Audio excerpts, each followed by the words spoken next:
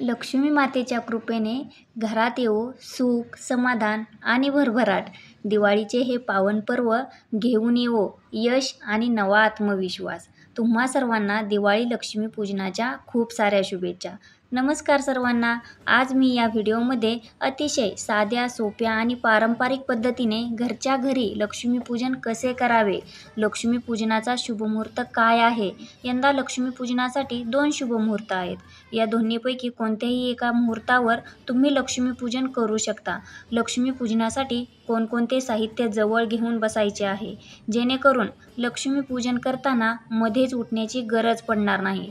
कोणत्याही पूजेची सुरुवात आपण आचमन आणि संकल्पापासून केली तर ती पूजा सुफल संपन्न होते व त्या पूजेचे आपल्याला पूर्ण पुण्यफळ मिळते असे म्हटले जाते. आचमन केल्याने आपल्या मनाची आणि शरीराची शुद्धी होते आणि संकल्प केल्याने आपल्या इच्छा पूर्ण होतात आणि ती पूजा सिद्धीस जाते असं म्हटलं जातं.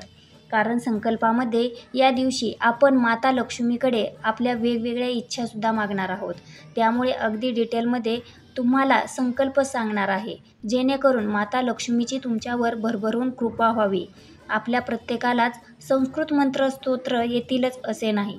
त्यामुळे मराठीमध्ये मंत्रस्तोत्र म्हणून हे लक्ष्मीपूजन कसे करायचे आहे. त्याचबरोबर फक्त लक्ष्मीपूजन केले म्हणजे झालं का? माता लक्ष्मीची आपल्यावर कृपा होणार का? असं अजिबात नाही. लक्ष्मीपूजन झाल्यानंतर आपल्याला कोणकोणत्या सेवा करायच्या आहेत हे सुद्धा तुमच्यासोबत शेअर करणार आहे. चला तर मग व्हिडिओला सुरुवात करूया.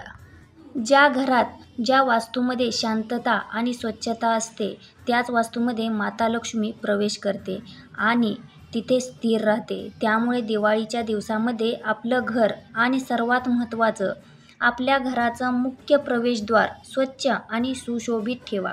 त्याचबरोबर आपल्या घरामध्ये शांतता ठेवा. दिवाळीच्या दिवसांमध्ये तुमचा फ्लॅट असू द्या, तुमचं बैठं घर असू द्या, तुमचं स्वतःचं असू द्या, तुमचं भाड्याचं एक रूम असू द्या, तुमच्या घराच्या समोर दररोज छोटीशी का होईना रांगोळी काढायची आहे. उंबरठ्याला दिवाळीच्या दिवसामध्ये हळदीचं लेपन करायचं आहे. घराच्या मुख्य प्रवेशद्वाराला आंब्याच्या पानांचं तोरण लावायचं आहे आणि घराच्या मुख्य प्रवेशद्वारावर कुंकवाने आणि हळदीने दररोज एक स्वस्तिक काढायचं आहे. आणि मुख्य प्रवेशद्वारातच दररोज सकाळी आपली देवपूजा झाली की संध्याकाळी दिवे लागणीच्या वेळी मुख्य प्रवेशद्वाराचं पूजन करायचं. दरवाजाजवळ एक दिवा लावायचा आणि धूप अगरबत्ती लावायची आहे. कारण मुख्य प्रवेशद्वारामधूनच माता लक्ष्मी आपल्या घरामध्ये प्रवेश करणार आहे. लक्ष्मीपूजनाच्या दिवशी जिथे तुम्ही लक्ष्मीपूजन करणार आहात, सुरुवातीला ती जागा स्वच्छ करून घ्यायची. त्या जागेवर जिथे तुम्ही चौरंग किंवा पाट ठेवणार आहात, ज्यावर तुम्ही पूजा मांडणी करणार आहात, त्या जागी फरशीवर एक स्वस्तिक काढायचं आहे. हळदी कुंकू अर्पण करून घ्यायचं. त्यानंतर चौरंग किंवा पाट मांडायचा. त्यावर वस्त्र अंथरून घ्यायचं आहे. कोणत्याही पूजनाची सुरुवात आपण दीपपूजनाने करत असतो. त्यामुळे सर्वप्रथम दिवा लावून घ्यायचा आहे. दिवा कधीही खाली डायरेक्ट ठेवायचा नसतो. दिव्याला आसन देऊन घ्यायचं. थोड्याशा अक्षता ठेवायच्या आणि हळदी कुंकू अर्पण करून घ्यायचं आणि त्यावर आपल्याला दिवा ठेवून घ्यायचा आहे. दिवाळीचं लक्ष्मीपूजन आहे, त्यामुळे आपण पंत्यासुद्धा लावून घ्यायच्या आहेत आणि एक तुपाचं निरांजनसुद्धा लावायचं आहे. दीप प्रज्वलित केल्यानंतर दिव्याला हळद, कुंकू, अक्षता, एक फूल अर्पण करायचं आहे. श्री दीपदेवता अभ्य नमः नमः. हे दीपदेवता, मी तुम्हाला हळद, कुंकू, अक्षता, फूल अर्पण करत आहे आणि नमस्कार करायचा आहे. सर्वप्रथम मी तुम्हाला सांगितल्याप्रमाणे पूजेची सुरुवात आपल्याला आचमनापासून करायची आहे. आचमन करण्यासाठी एक ताम्हण घ्यायचं. एका पेल्यामध्ये पाणी घ्यायचं, स्वच्छ पिण्याचे पाणी घ्यायचं. त्यामध्ये चमचा किंवा पळी घ्यायची आहे. आपला उजवा हात ताम्हणावर धरायचा. डाव्या हाताने उजव्या हातावर पाणी घ्यायचं. ओम केशवाय नमः हा मंत्र म्हणायचा आणि ते पाणी आपल्याला प्यायचं आहे. परत दुसऱ्या वेळी उजव्या हातावर पाणी घ्यायचं. त्यावेळेला ओम नारायण नमः हा मंत्र म्हणायचा आणि ते पाणी पिऊन घ्यायचं आहे. परत तिसऱ्या वेळेला उजव्या हातावर पाणी घ्यायचं आणि ओम माधवाय नमः म्हणायचं आणि ते पाणी पिऊन घ्यायचं आहे. आणि चौथ्या वेळेस मात्र ते पाणी आपल्याला ताम्हणात सोडायचं आहे. हातावर पाणी घेऊन म्हणायचं ओम गोविंदाय नमः. आणि ते पाणी ताम्हणामध्ये सोडायचं आहे. त्यानंतर आता आपल्याला संकल्प करायचा आहे. संकल्प करण्यासाठी आपल्याला उजव्या हातावर थोडंसं पाणी घ्यायचं. उजव्या हातावर डाव्या हाताने हळद, कुंकू, अक्षदा, एक फूल ठेवायचं आणि संकल्प करायचा आहे.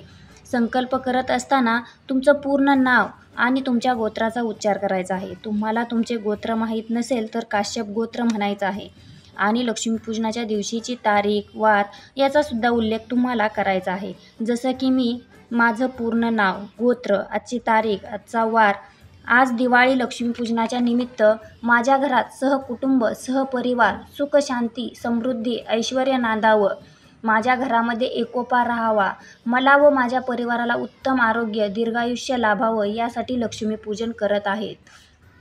माता लक्ष्मी तुम्ही माझ्या घरामध्ये स्थिर व चिरकाल राहावे व तुमच्या आशीर्वादाने माझ्या घरात धनधान्यामध्ये बरकत राहावी, ही तुम्हाला प्रार्थना करते, विनंती करते असं म्हणायचं आणि आपल्या हातातील पाणी ताम्हणामध्ये सोडायचं आहे. त्यानंतर आपल्याला कलशाची स्थापना करायची आहे. बऱ्याच जणांचं असं म्हणणं असतं की आमच्या देवघरामध्ये ऑलरेडी कलश आहे, तो कलश आम्ही येथे ठेवला तर चालतो का? तर नाही, तो कुलदेवी स्वरूप कुलदेवीसाठी आपण तो कलश स्थापन केलेला आहे. इथे आपल्याला वेगळा कलश मांडायचा आहे. कलश स्थापन करण्यासाठी छोटीशी तांदळाची रास घालून घ्यायची आहे. त्या तांदळाच्या राशीवर हळद, कुंकू अर्पण करून घ्यायचं आणि त्यावर आपल्याला एक तांब्याचा तांब्या ठेवायचा आहे. त्या तांब्यावरती कुंकवाने एक स्वस्तिक काढून घ्यायचं आणि 5 उभ्या रेषा खालून वरती तुम्हाला कुंकवाने ओढून घ्यायच्या आहेत. त्या तांब्यावर म्हणजेच कलशावर आंब्याची 5 पानं ठेवायची आहेत किंवा नागवेलीची 5 पाने तुम्ही ठेवली तरीसुद्धा चालतील. त्या कलशामध्ये आपल्याला हळद, कुंकू, अक्षदा, 1 रुपयाचं नाणं आणि सुपारी टाकून घ्यायची आहे व त्यावर एक पाणीदार केसाळ नारळ ठेवायचा आहे. नारळ कधीही कलशावर ठेवण्याच्या पाणी आटलेला नसावा किंवा कोणी आपल्याला तो गिफ्टमध्ये किंवा सत्कार समारंभात दिलेला नसावा. आपल्या स्वतःच्या पैशाने नारळ आणून कलशावर त्याची स्थापना करायची आहे. त्यानंतर या कलश देवतेला श्री कलश देवताय अभ्यो नमः हळद, कुंकू, अक्षदा, फूल अर्पण करून घ्यायचं आहे. वस्त्रमाळ, ज्याला कापसाचे वस्त्र म्हटलं जातं, तर ते कापसाचं वस्त्र अर्पण करून घ्यायचं आहे आणि कलश देवतेला नमस्कार करून आपल्याला पूजेला सुरुवात करायची आहे. त्यानंतर आपल्याला 2 विड्याची पानं घ्यायची आहेत. ती आपल्याला आपल्या उजव्या हाताला ठेवायची आहेत. बरेच जण फक्त सिंगल एक विड्याचं पान ठेवतात, पण पूजेमध्ये कधीही सिंगल विड्याचं पान ठेवायचं नसतं, जोड पान ठेवायचं असतं. त्याच्यानंतर मध्यभागी 2 विड्याची पाने ठेवायची आणि त्यानंतर आपल्याला डाव्या हाताला सुद्धा 2 विड्याची पाने ठेवायची आहेत. तिन्हीही विड्यांच्या पानांवर थोड्याशा अक्षदा टाकून घ्यायच्या आहेत आणि त्यावर हळद, कुंकू अर्पण करून घ्यायचे आहे. जे आपल्या डाव्या हाताला विड्याचं पान आहे त्यावर गणपती बाप्पांची मूर्ती ठेवायची आहे. जे मधले विड्याचं पान आहे त्यावर श्रीयंत्र ठेवायचं आहे आणि जे उजव्या हाताला विड्याचं पान आहे त्यावर आपल्याला कुबेरयंत्र ठेवायचं आहे. आता गणपती बाप्पांची मूर्ती तुम्हाला ठेवायची नसेल तर तुम्ही गणपती बाप्पा स्वरूप म्हणून एक सुपारीसुद्धा ठेवू शकता. तुमच्याकडे श्रीयंत्र नसेल, तुमच्याकडे माता लक्ष्मीची मूर्ती असेल तर तुम्ही ती ठेवली तरीसुद्धा चालते. आता तुमच्याकडे श्रीयंत्रसुद्धा नाही आहे, माता लक्ष्मीची मूर्तीसुद्धा नाही आहे, तर तुम्ही आता लक्ष्मी स्वरूपमधल्या पानांवर एक सुपारी ठेवली तरीसुद्धा चालेल. तुमच्याकडे कुबेरयंत्र असेल तर कुबेरयंत्र ठेवायचं. तुमच्याकडे कुबेरयंत्र भगवानांची मूर्ती असेल तर ती ठेवायची किंवा हे दोन्हीही नसेल तर तुम्ही कुबेर स्वरूप एक सुपारी तुम्ही उजव्या पानावर ठेवली तरी चालेल. त्यानंतर खऱ्या अर्थाने आता आपल्याला पूजनाला सुरुवात करायची आहे. सुरुवातीला ताम्हणामध्ये थोड्याशा अक्षता घ्यायच्या, त्यावर गणपती बाप्पांची मूर्ती ठेवायची आणि गणपती बाप्पांच्या मूर्तीवर सुरुवातीला स्वच्छ पाण्याने, त्यानंतर पंचामृताने किंवा दुधाने आणि परत स्वच्छ पाण्याने अभिषेक करायचा आहे. गणपती बाप्पांच्या मूर्तीवर अभिषेक करताना तुम्ही ओम गण गणपते नमः हा मंत्रसुद्धा म्हणू शकता किंवा गणपती स्तोत्र किंवा गणपती अथर्वशीर्ष म्हणून गणपती बाप्पांच्या मूर्तीवर अभिषेक केला तरीसुद्धा चालतो. लक्ष्मीपूजन म्हणजे फक्त मोठं डेकोरेशन केलं आणि पूजा मांडली म्हणजे झालं का? असं अजिबात नाही आहे. या ज्या सगळ्या प्रोसिजर आहेत ना, अभिषेक करताना, पूजा करताना मंत्र, स्तोत्र ते तुम्ही पूर्ण म्हणा आणि व्यवस्थित पूजा करा. म्हणजे खऱ्या अर्थाने तुमची पूजा सुफळ संपन्न होईल आणि पूजेचे पूर्ण फळ तुम्हाला मिळेल. गणपती बाप्पांच्या मूर्तीवर अभिषेक करून झाल्यानंतर विड्याच्या पानावर बाप्पांची मूर्ती ठेवायची. श्री महागणपते नमः. गणपती बाप्पांना हळद, कुंकू, अक्षदा अर्पण करायच्या. एखादं लाल फूल असेल तर ते अर्पण करायचं. धूप दीप ओवाळून घ्यायचा. बाप्पांना नमस्कार करून माता लक्ष्मीची पूजन आपल्याला करायचं आहे. अक्षदा ताम्हणामध्ये घ्यायच्या, त्यावर श्रीयंत्र ठेवायचं आणि अभिषेक करून घ्यायचा आहे. जर तुमच्याकडे श्रीयंत्रसुद्धा आहे, माता लक्ष्मीची मूर्तीसुद्धा आहे, तर ताम्हणामध्ये 2 ठिकाणी थोड्याशा अक्षदा ठेवायच्या. एकावर श्रीयंत्र आणि एकावर माता लक्ष्मीची मूर्ती ठेवायची आणि या दोन्हींवर अभिषेक करायचा आहे. माता लक्ष्मीच्या मूर्तीवर किंवा श्रीयंत्रावर अभिषेक करताना तुम्ही एक श्रीसूक्त म्हणू शकता किंवा 16 वेळा श्रीसूक्त म्हटलं तरी चालेल. माता लक्ष्मीचा जो कोणता मंत्र तुम्हाला येत असेल तो मंत्र म्हणून तुम्ही अभिषेक केला तरीसुद्धा चालेल. माता लक्ष्मीचा सर्वात सोपा मंत्र ओम श्रीं नमः. ओम श्रीं नमः हा मंत्र म्हणून अभिषेक केला तरीसुद्धा चालेल. माता लक्ष्मीच्या मूर्तीवर किंवा श्रीयंत्रावर अभिषेक करताना सुरुवातीला स्वच्छ पाणी, त्यानंतर दूध किंवा पंचामृत, त्यानंतर स्वच्छ पाणी असा अभिषेक करायचा आहे.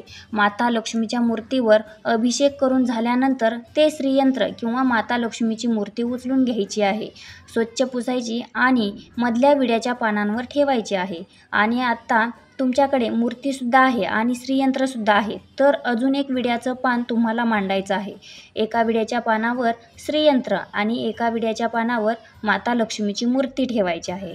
माता लक्ष्मीच्या मूर्तीला हळद, कुंकू, अक्षदा अर्पण करून घ्यायच्या. एखादं लाल फूल असेल तर ते अर्पण करून घ्यायचं. तुमच्याकडे गजरा असेल तर तो अर्पण करून घ्यायचा.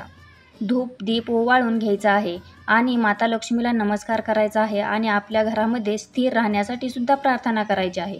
त्यानंतर तुमच्याकडे कुबेर मूर्ती असेल किंवा कुबेर यंत्र असेल तर ते ताम्हणामध्ये घ्यायचं आहे किंवा कुबेर देवता स्वरूप तुम्ही सुपारी घेतलेली असेल तर ती ताम्हणामध्ये ठेवायची आणि सुरुवातीला स्वच्छ पाण्याने, त्यानंतर दूध किंवा पंचामृत आणि त्यानंतर स्वच्छ पाण्याने अभिषेक करायचा आहे.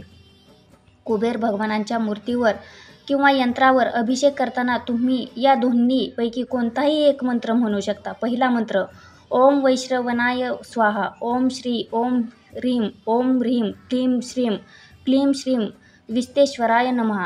किंवा हा दुसरा मंत्र म्हणू शकता ओम श्रीं ह्रीं क्लीं विस्तेश्वराय नमः.